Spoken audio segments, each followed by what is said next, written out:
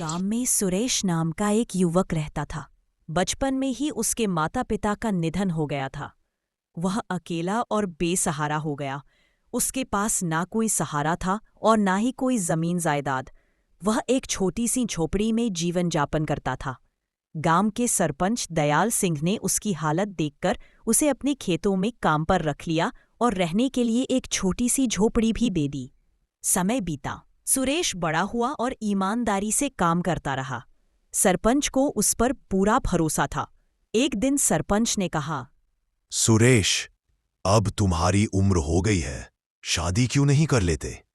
जब तुम्हारी पत्नी आएगी वह घर संभालेगी और तुम्हारे खाने पीने का भी इंतजाम हो जाएगा। सुरेश ने विनम्रता से कहा, सरपंच जी, मेरे लिए आप ही सब कुछ है। आप जो उचित समझें वही कीजिए। मुझे आप पर पूरा भरोसा है। आप मेरे लिए भगवान से कम नहीं हैं। आप जो भी निर्णय लेंगे वह उचित होगा। सरपंच का एक बेटा भी था, अजय, जो ये सारी बातें सुन रहा था। वह गुस्से से अपने पिताजी के पास जाकर बोला, पिताजी, ये आप क्या कह रहे हैं? आपको क्या जरूरत है सुरेश की शादी का खर्च उठाने की? ये मत भूलिए कि वह हमारा नौकर है।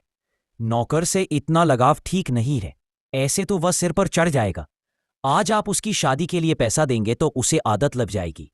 बचपन से आज तक वह हमारे ही पैसों पर पलता आया है और अब आप उसकी शादी भी करवा रहे हैं। क्या आपने उसका ठेका ले रखा है? जबान संभाल के बात करो अजय। वो मेरा नौकर नहीं, मेरे बेटे की तरह है और ये मेरी संपत्ति है। मैं जो चाहूं वह करूंगा। तुम मुझे मत सिखाओ कि मुझे क्या करना चाहिए और क्या नहीं। और ये मत भूलो कि मैं तुम्हारा बाप हूं। पिताजी, आप ठीक नहीं कर रहे हैं। मैं आपका बेटा हूं। एक दिन आपको पता चल जाएगा कि अपना कौन है और पराया कौन। अपने और पराये की बात तो तुम करो ही मत। सरपंच ने थोड़े ही समय बाद सुरेश की शादी गांव की ही एक लड़की काजल से करवा देते हैं। शादी के खर्च की जिम्मेदारी भी उन्होंने खुद उठाई, जिससे सुरेश की जिंदगी और बेहतर हो जाती है। सचमुच काजल, तुम्हारे आने से मेरी जिंदगी पूरी तरह से बदल गई है। अब तक मैं अपने सारे काम खुद ही किया करता था और तुम्हारे आने की वजह से मेरा अकेलापन भी दूर हो गया है। माता पिता तो बचपन में ही गुजर गए और फिर मालिक ने ही मुझे सहारा दिया। उनका उपकार मैं कभी नहीं चुका पाऊंगा। आज तुम मुझे मिली हो तो सिर्फ उनकी वजह से। मालिक मेरे लिए किसी भगवान से कम नहीं है। यह बात तुम भी हमेशा याद रखना।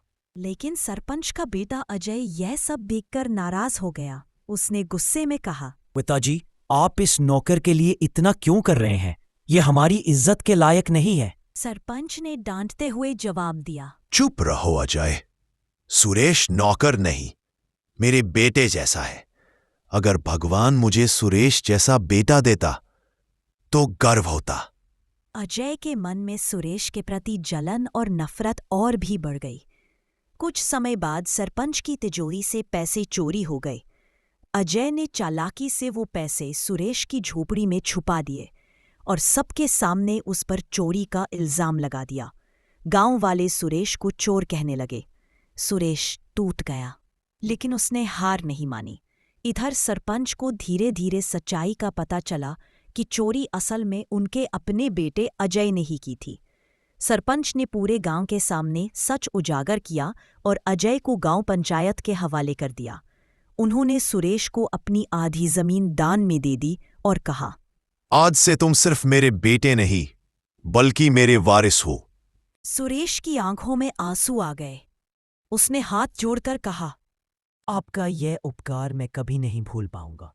और इस तरह ईमानदारी और सच्चाई की जीत हुई, जबकि लालच और ईर्ष्या हार गई।